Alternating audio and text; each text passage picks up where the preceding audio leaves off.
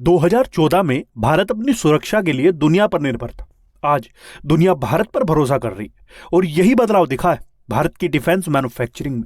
जहां एक समय 46,000 करोड़ का उत्पादन होता था, वहीं आज ये बढ़कर 1.51 लाख करोड़ यानी 1.51 ट्रिलियन रुपीस तक पहुंच चुका। और आज की इस वीडियो में हम जानेंगे कि ये जंप कैसे हुआ, किसने किया और इसका भारत के भविष्य पर क्या असर पड़ेगा। 2010 में भारत की सबसे बड़ी कमजोरी थी इंपोर्ट डिपेंडेंसी।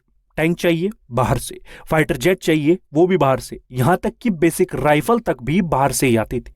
यानी सिक्योरिटी भी इंपोर्ट होती थी और सोवरेनिटी भी। लेकिन 2014 के बाद भारत ने एक नया रास्ता चुना, आत्मनिर्भर defence manufacturing. Defence minister Rajnath Singh ने कहा है कि भारत ने अब डिफेंस सेक्टर में एक नया पैराडाइम शिफ्ट ला दिया है, इंपोर्ट नेशन यानी emerging defence producer and exporter. उन्होंने बताया कि 2014 में भारत का डिफेंस प्रोडक्शन लगभग 46,000 करोड़ था। 10 साल बाद यानी 2024-25 में यह बढ़कर 1.51 लाख करोड़ हो गया, यानी लगभग 3 गुना ज्यादा ग्रोथ, वो भी ऐसे सेक्टर में जिसमें दुनिया में कंपटीशन सबसे अधिक है। अब ये ग्रोथ आई कैसे? सबसे पहला है सस्टेन्ड पॉलिसी, जिसमें राजनीति बिल्कुल नहीं।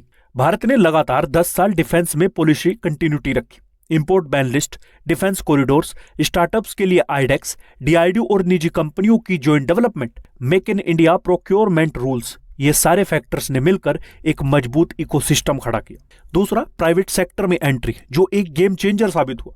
भारत ने पहली बार डिफेंस को प्राइवेट फ्रेंडली बनाया। आज भारत की डिफेंस ग्रोथ का बड़ा हिस्सा प्राइवेट कंपनीज से आता है। Missiles, drones, radars, artillery, electronics warfare, naval system, सब कुछ। तीसरा है डीआरडीओ, जो अब एक लैब नहीं, एक पावर हाउस है। पहले डीआरडीओ को प्रोजेक्ट्स पूरा करने में डिकेड्स लग जाते थे, अब टाइमलाइंस कटे, टेस्टिंग तेज हुई और सिस्टम यूजर रेडी टाइम पर आने लगे। Example, Astra missile, LCA Tejas mark 1A, Pinaka systems, Akash NG, attacks, new generation radars, ये सिस्टम्स आज प्रोडक्शन लाइन में, वो भी मास स्केल पर। आज न सिर्फ प्रोडक्शन बढ़ा है, भारत के डिफेंस एक्सपोर्ट्स भी 2014 के 1,000 करोड़ से बढ़कर लगभग 21,000 करोड़ तक पहुंच चुके हैं। और ये सिर्फ एक शुरुआत है। ब्रह्मोस, आकाश, पिनाका, ड्रोन्स, रडार्स कई देशों की क्यों लगी है। अब सवाल ये भी उठता है, 1.51 ट्रिलियन का मतलब क्या है? ये सिर्फ एक नंबर नहीं है, ये 3 बड़े बदलाव का सिंबोलिज्म है। पहला, India can now make its own weapons.